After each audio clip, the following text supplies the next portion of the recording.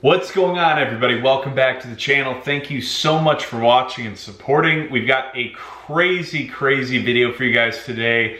We have some protesting over driver pay, and this one is outlandish. Before we jump into this video, we wanted to give a quick shout out to our sponsor, Solo. Solo is the best app for getting guaranteed pay.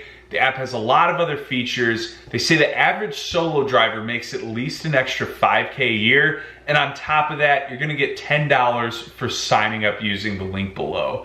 So check that out, guys. This is a no-brainer, and let's jump in. So if you guys watch the channel, you know we did a video covering a cyber security hack. Well, we've got a lot more details on that now. Cybersecurity policies at Uber were called into question after the ride-hailing app was forced to shut down its staff messaging service following a security breach on its computer network. The hacker who claimed responsibility for the breach said he was 18 years old and called for Uber drivers to receive higher pay. He claimed to have been able to access the company's email and cloud storage systems and said the firm had weak security standards. We've always known that to be true. He was able to gain access to an Uber worker's Slack account posing as an IT assistant and sent messages to Uber employees which read, "I announced that I'm a hacker and Uber has suffered a data breach." Uber's Slack system was taken offline as a result of the hack, with staff told the firm's security workers don't have an estimate right now as to when full access to tools will be restored.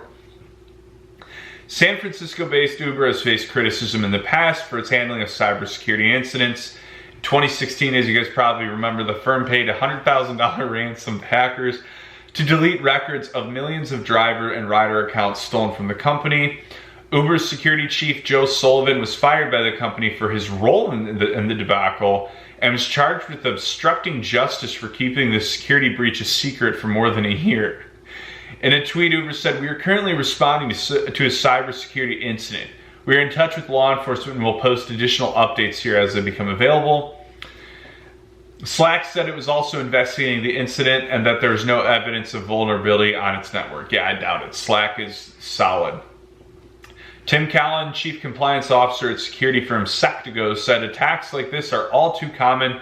No matter how vigilant a company's security culture is, these fundamental vulnerabilities will remain so long as traditional username, password, credentials control access.